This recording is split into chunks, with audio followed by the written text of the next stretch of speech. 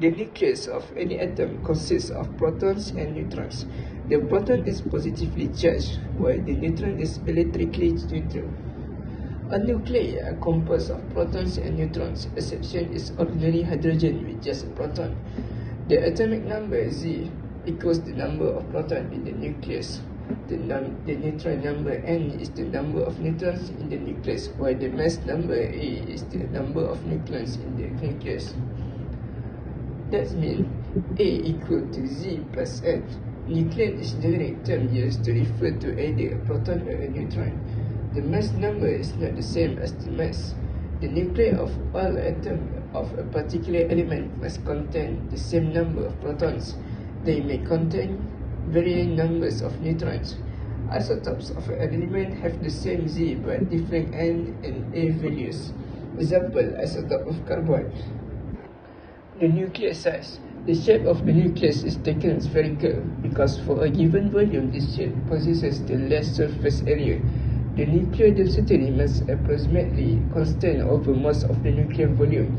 This means that the nuclear volume is proportional to the number of the neutrons, mass number A, as radius of nucleus, where R0 equal to 1.2 multiplied by 10 negative 15. A is number of neutrons. Then the volume of the nucleus assumed to be spherical is directly proportional to the total number of neutrons. This suggests that all nuclei have nearly the same density.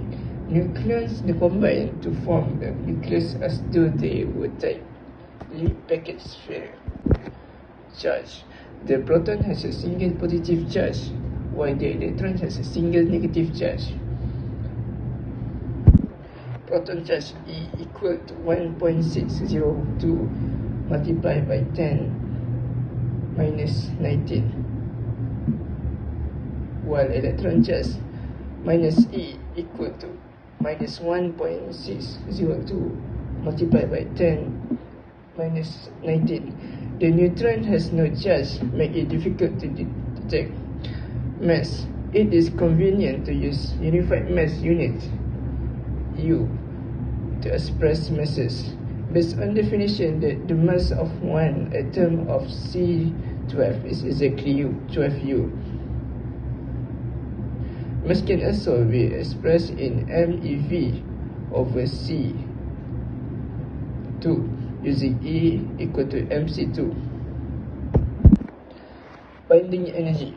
The total mass of a nucleus is always less than the sum of the masses of its nucleons. The total energy of the bond system, the nucleus, is less than the combined energy of the separate nucleons. The difference in energy is called the binding energy of the nucleus.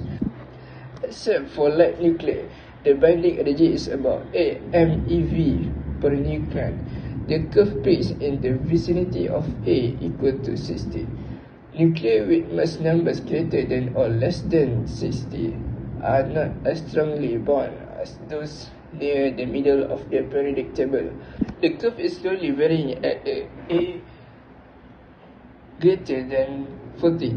This suggests that the nuclear forces saturate. A particular nucleon can interact with only a limited number of the nucleons. Radioactivity. Radioactivity is the spontaneous emission of radiation. Experiments suggest that radioactivity was the result of the decay or disintegration of unstable nuclei. There are 3 different types of particles that can be given off during radioactive decay. One is alpha particle, 2 protons. It contains 2 protons and 2 neutrons. Beta particle, a high energy electron, and gamma particle ray, a high energy photon. Distinguishing types of radiation. When a radioactive beam is directed into a region with a magnetic field, the gamma particle carry no charge and thus are not deflected. The alpha particle are deflected upward, and the negative beta particle electron are deflected downward. Penetrating ability of particles. Alpha particle, it is the most massive, less penetrative, and B particle is beta particle, non-superlative mass and penetration. And lastly, gamma particle. It is less massive, massless, most penetrative. The decay constant, the number of particles that decay in a given time, is proportional to the total number of particles in the radioactive sample. Decay curve. The decay curve follows the equation. The half-life is also a useful parameter. The half-life is defined as the time it takes for half of any given number of radioactive nuclei to decay. Half-life. During one half-life, half of given number of nuclei will decay. During a second half-life, half of the remaining number of nuclei will decay. This will be 3/4 of the original number of nuclei. Units. The unit of activity R is the Curie or CI. 1 Curie equal to 3.7 multiplied by 10. The SI unit of activity is the becquerel. 1 becquerel equal to 1 radioactive decay per second. The most commonly used unit of activity are the MCI. Alpha decay. When a nucleus emits an alpha particle, it loses 2 protons and 2 neutrons. N will be decreased by 2, Z will be decreased by 2, and A decreased by 4.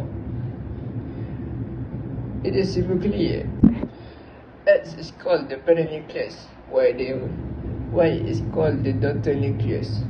Example, decay of 226 Ra. Half-life for this decay is 1600 years.